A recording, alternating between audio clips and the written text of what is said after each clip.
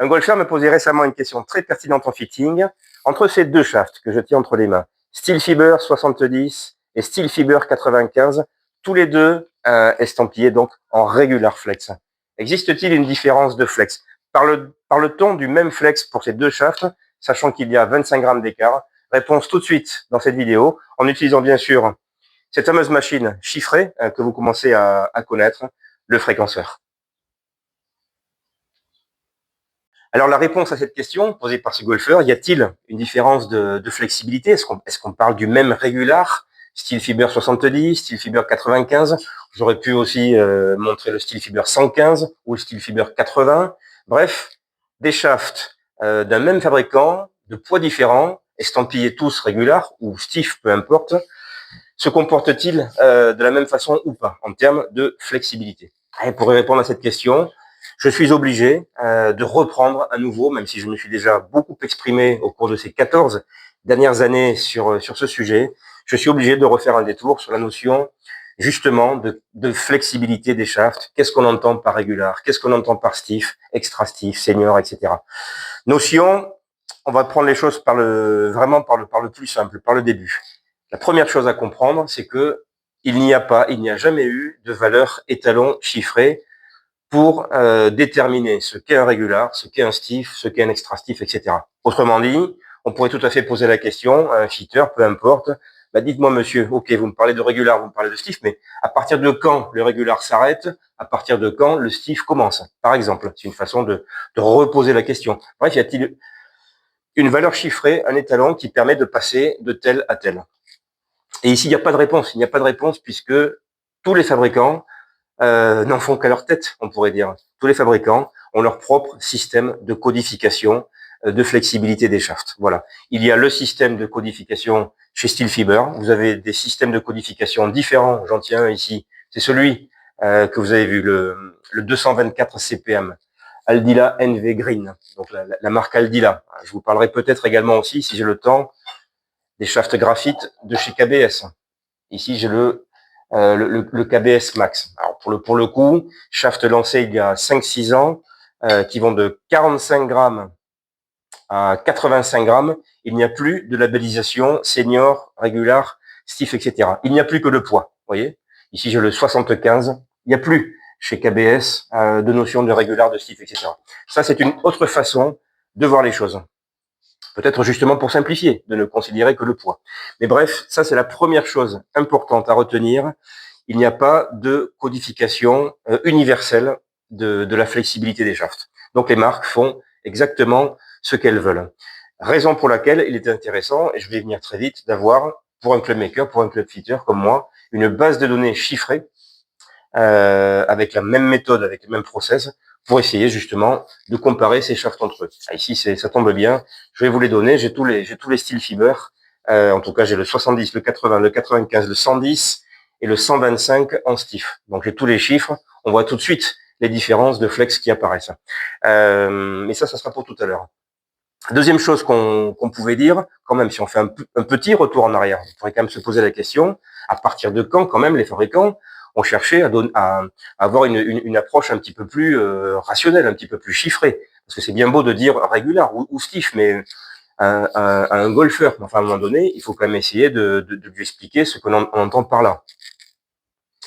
Sans dire du mal des uns ou des autres, mais quand j'entends encore à l'atelier des golfeurs qui viennent me voir et qui me disent j'ai fait un fitting de driver, on m'a préconisé un petit stiff, bah, je suis désolé, mais déjà que stiff, justement, pour moi, ça veut vraiment pas dire grand-chose, mais alors petit stiff, là, j'avoue que je suis totalement perdu en termes de chiffrage, justement, en termes de rationalité. Donc c'est pour ça que c'est important j'y reviens, c'est ce que je disais en introduction, c'est vraiment un des aspects les plus intéressants de mon métier, parce que ça prend pas beaucoup de temps de mesurer donc les fréquences d'un shaft. Alors je reviens à ce que je disais, de façon historique, les fabricants ont cherché, je pense que ça remonte à la fin des années 70, c'était le père de Kim Brally, Kim Brally justement, la marque KBS, Kim Brally Shaft. Son père qui s'appelait Joseph avait été un des premiers justement à essayer de codifier de façon rationnelle, chiffrer ces shafts avec la notion de fréquence. il est arrivé à l'époque à une codification qui se basait sur des hertz. Et j'avais fait une vidéo à ce sujet, puisque Tim Brally ensuite a été le père des Rifle et Project X, a inventé cette codification de 5.0, 5.5, 6.0, 6.5, 7.0. À l'époque, il y avait même des 7.2, 7.3. Enfin, c'était très très précis. C'est ce qu'on appelait l'échelle FM, Precision FM, 7.5, 7.6, enfin, etc. Donc ça, c'était des hertz. Et je vous renvoie à cette vidéo que j'avais faite il n'y a pas si longtemps que ça, qui raconte un petit peu l'histoire de codification des shafts Project X. Donc des hertz. Et puis ensuite, très vite, on est parti sur des cycles par minute, des CPM. Donc ça aussi, c'est des valeurs qu'aujourd'hui, quasiment tout le monde utilise. Si on prend tous les fabricants de shafts que je connaisse, donnent parfois quelques chiffres de fréquence. Donc la façon dont un shaft oscille, et ils utilisent donc des cycles par minute. C'est pour ça qu'effectivement, cette machine que j'ai à l'atelier, qui s'appelle un fréquenceur, je l'utilise en CPM, évidemment, comme tout le monde, mais elle permet aussi de basculer en Hertz. Donc c'est quand même une machine assez intéressante de ce point de vue. Alors ici, les CPM. Bon, ici, il y a vraiment deux approches encore aujourd'hui qui prévalent. Une approche vraiment, de mon point de vue, à nouveau, je n'ai pas la science infuse, mais à mon avis, une approche un peu simpliste qui est de mesurer les shafts uniquement à leur poignée. Voilà. Le 224 que vous avez vu tout à l'heure à l'écran, en début de vidéo, c'est la fréquence mesurée à la poignée de ce shaft. Et on considère qu'effectivement, lorsqu'on mesure un shaft à sa poignée, le butt, ici, on fait osciller tout le shaft finalement, donc 224 cycles par minute, ça donne une idée assez générale, assez globale, justement, de la rigidité du shaft. D'ailleurs, celui-là que je tiens au passage, c'est un des shafts les plus raides que j'ai jamais mesuré. Vous voyez, donc la mesure à la poignée. Donc vous verrez passer sur les forums, par exemple, on vous dira que tel shaft de driver a un CPM de 250, 260, 275, etc. Vous voyez, ce genre de données sont des données mesurées à la poignée du shaft. Ça donne une petite idée. Et justement, là où ça devient intéressant par rapport à la question qui m'a été posée, si j'en restais à cette notion de mesure à la poignée, je vais vous prendre ici, parce que chez Steelfiber, j'ai quasiment tous les stifs, donc je vais les prendre. Si je prends les Steelfiber 70, 80, 95, 110 et 125, eh bien, on s'aperçoit, je vais pas vous donner tous les chiffres évidemment, on s'aperçoit qu'ils ont quasiment tous la même fréquence à la poignée. Le 70 à 213 cycles par minute, le 125, 219. Bref, ça évolue très très peu. 5 CPM d'écart entre un 70 grammes et un 125 grammes, c'est très très peu. Donc on pourrait clôturer le débat en disant, oui, c'est ces deux shafts finalement, que je donnais comme exemple en introduction, le 70 et le 95, à la poignée, ils ont le même CPM. Donc ce sont effectivement deux shafts qui ont la même fréquence. Donc ce sont deux régulars identiques. Sauf que lorsqu'on poursuit quand même l'étude, et là d'un point de vue historique, je l'ai déjà dit et j'y reviens, c'est à nouveau, je pense, Tom Wichon qui a été un des pionniers de ce système, Tom Wichon, qui effectivement a été un des premiers à dire, bon, la fréquence à la poignée, c'est un chiffre, c'est intéressant, ça permet quand même d'avoir une idée globale du shaft, mais ça va être quand même très intéressant de définir la fréquence des shafts sur trois zones bien différentes, le butt, le mid et le tip. Voilà, trois zones qui vont donner naissance à la notion de bend profile. J'en ai un ici, tiens, par exemple, sous les yeux, les trois shafts acier de chez Tom Wichon. Vous avez le 95, le 105 et le 125. Et vous voyez ici, tout en bas, il nous donne le bend profile mesuré avec sa machine à lui. Le bend profile pour ces shafts exprimé en CPM sur toutes ces zones. Vous voyez? Et c'est là qu'effectivement, on se rend compte de shafts qui peuvent être plus ou moins rigides au butt, plus ou moins rigides au mid et plus ou moins rigides au tip, plus ou moins souple, etc. Et là, on va voir vraiment des écarts significatifs de shaft à shaft qui vont permettre de différencier des shafts.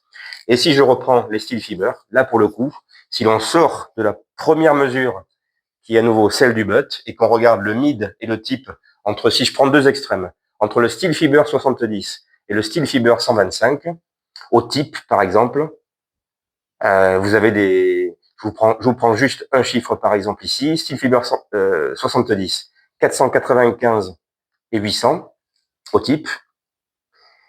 Et si je prends le 125, pardon, il est ici, 583 et 840. Vous voyez? Donc en fait, la conclusion à donner à ça, c'est que au sein de la gamme style fiber, vous avez donc des poignées, des butts qui sont relativement similaires lorsqu'on parle de régular ou le stick, mais par contre, lorsqu'on rentre vraiment dans le profil au mid et au type, on a des écarts effectivement de shaft. Où là, effectivement, c'est assez, pour le coup, c'est assez logique.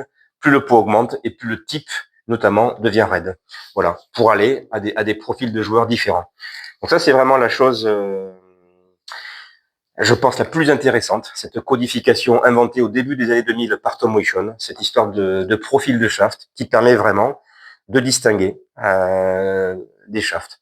En conclusion sur cette vidéo, même s'il y aurait encore bien des choses à raconter, la conclusion finalement à faire, c'est que donc chaque fabricant fait ce qu'il veut, que finalement il faut prendre chaque shaft de façon différente. Ici, par exemple, considérer le steel fiber 70 comme un shaft à part, et ce steel fiber 70 ensuite, on démarre par le poids. Le fabricant se dit, bah tiens, je vais designer un shaft de 70 grammes, et ensuite va se dire, ce shaft, je vais le décliner en senior, en régular, en stiff, extra stiff, non, il n'existe pas. De la même façon qu'il n'existe pas en lady. Vous voyez, le 95 existe en stiff, et je crois que pour aller sur l'extra stiff, il faut aller sur le 110 ou le 125 grammes. Vous voyez, de la même façon, il y a des shafts de 40 grammes ou 50 grammes qui n'existent qu'en lady flex ou senior flex. Ils n'existent pas en régular ou stiff, et bien sûr en extra stiff. Donc c'est ça le plus intéressant, le plus fascinant d'un point de vue de club maker. Vous voyez ici à nouveau, si je reprends ces trois exemples de chez Tom Wichon, le 95, le 105 et le 125, bah, ils sont chacun disponibles soit en régular, soit en stiff, et ils ont effectivement des profils tout à fait différents. Voilà. Donc à nouveau cette histoire de flex. Voilà. Le but c'était de remettre à nouveau cette notion délicate de compréhension de cette donnée. Il n'y a pas, et je crois qu'il n'y aura jamais, de codification universelle de la part des fabricants pour déterminer ce qu'est un régular, ce qu'est un stiff, etc., etc. Merci pour votre attention. Je suis là pour répondre à toutes vos questions, bien sûr. Et puis, je vous dis à très bientôt pour une prochaine vidéo.